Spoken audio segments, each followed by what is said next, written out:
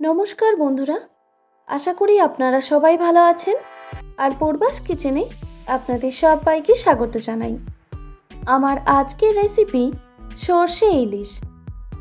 একদম পারফেক্টভাবে সর্ষে ইলিশ রেসিপিটি আপনাদের সঙ্গে শেয়ার করব। আপনারা হয়তো অনেকেই সর্ষে ইলিশ বানিয়েছেন, কিন্তু আমি কিভাবে বানাই সেটাই আজকে আপনাদের সঙ্গে শেয়ার করব। তো চলুন বন্ধুরা, আর দেরি না করে রেসিপিটি শুরু করা যাক।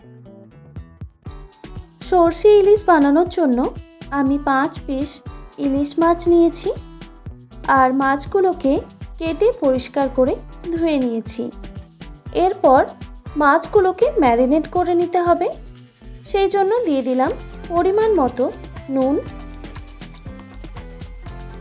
আর দিয়ে দিলাম হাফ টিস্পুন হলুদের গুঁড়ো,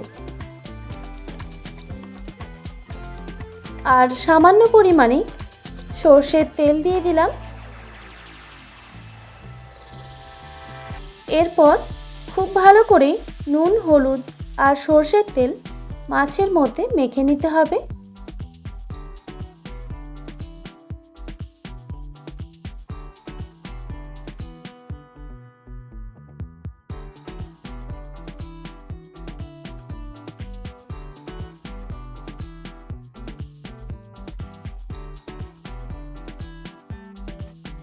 মাছগুলো আমার ম্যারিনেট করা হয়ে গেছে।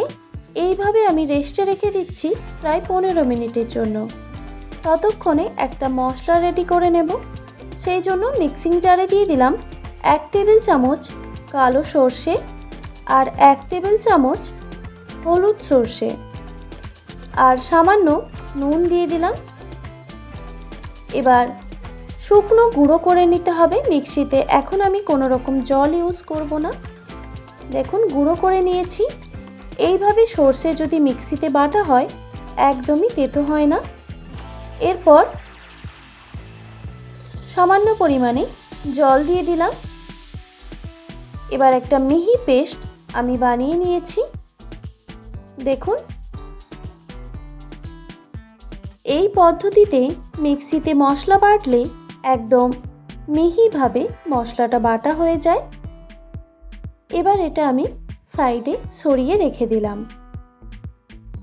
এরপর একটা কড়াইতে দিয়ে দিলাম 3 থেকে 4 টেবিল চামচের মতো সর্ষের তেল।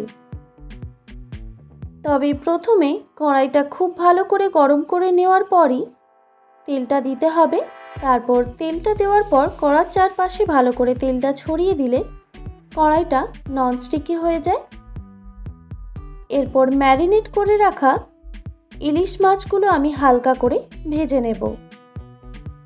তবে খুব বেশি ভাজার দরকার নেই, উল্টে পাল্টে হালকা করে ভেজে নিলেই হবে।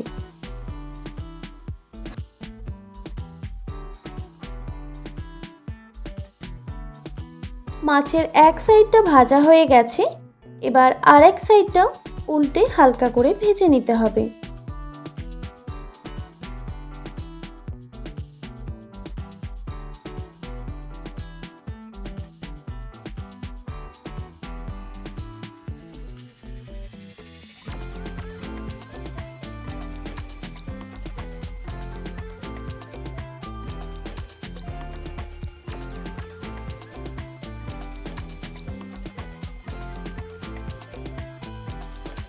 দেখুন, মাছ ভাজা হয়ে গেছে।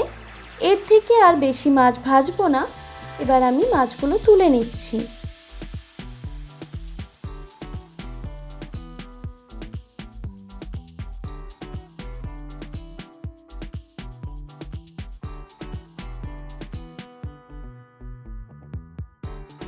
সব মাছগুলো আমি তুলে নিয়েছি। এরপর কড়াইতে যতটুকু পরিমাণ তেল রয়েছে ওই তেলের মধ্যেই আজকে আমি রান্নাটা করব। দিয়ে দিলাম 1 টিস্পুন কালো জিরে আর বেশ কয়েকটা কাঁচা লঙ্কা চেরা। কাঁচা লঙ্কা আর কালো জিরে ভাজা হয়ে গেলেই দিয়ে দিলাম 1 টিস্পুন হলুদের গুঁড়ো আর 1 টিস্পুন ঝাল লঙ্কার গুঁড়ো। তবে ঝালটা আপনারা অবশ্যই কম বেশি করে নেবেন। এরপর দিয়ে দিলাম 1 টেবিল চামচ ফ্যাটানো টক দই। তবে টক দইটা পুরো অপশনাল, আপনারা চাইলে দেবেন, আর যদি দিতে না চান সেক্ষেত্রে স্কিপও করে দিতে পারেন। তারপর ভালো করে ভেজে নেওয়ার পর মশলাটা 1 বাটি মতো আমি জল দিয়ে দিলাম। জলটা খুব ভালোভাবে ফুটিয়ে নিতে হবে।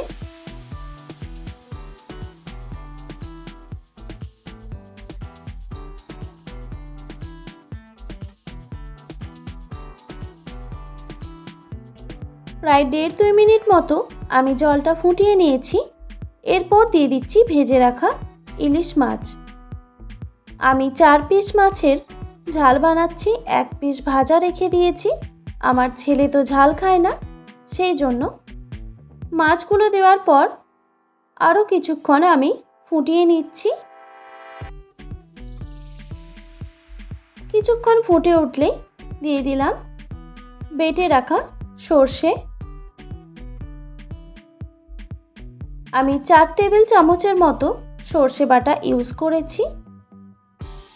সর্ষেটা দেওয়ার পর ভালো করে নাড়াচাড়া করে দিতে হবে। তারপর গ্যাসের ফ্লেমটা অফ করে দিয়ে একটা ঢাকনা দিয়ে আমি ঢেকে স্ট্যান্ডিং টাইমে রেখে দিচ্ছি। এতে ইলিশ মাছের স্বাদ ও গন্ধ দুটোই ভালো আসবে। 5 থেকে 7 মিনিটের জন্য আমি স্ট্যান্ডিং টাইমে রেখে দিয়েছিলাম। তারপর একটা প্লেটে তুলে আপনাদের দেখাচ্ছি ঠিক কতটা লোভনীয় হয়েছে। এটা গরম গরম ভাতের সঙ্গে কিন্তু অসাধারণ লাগে। তো আপনাদের আজকের রেসিপি কেমন লাগলো অবশ্যই কমেন্ট করে জানাবেন। আর রেসিপি ভালো লেগে থাকলে অবশ্যই একটি লাইক, শেয়ার অ্যান্ড সাবস্ক্রাইব করে দেবেন। আর পাশে থাকা বেল আইকনটিও প্রেস করে দেবেন, তাহলে নিত্য নতুন রান্নার ভিডিওগুলি আপনাদের কাছে পৌঁছবে। ভালো থাকবেন, সুস্থ থাকবেন। দেখা হচ্ছে নতুন কোনো রেসিপি নিয়ে। আর এতক্ষণ আমার সঙ্গে থাকার জন্য আপনাদের সবাইকে অনেক ধন্যবাদ।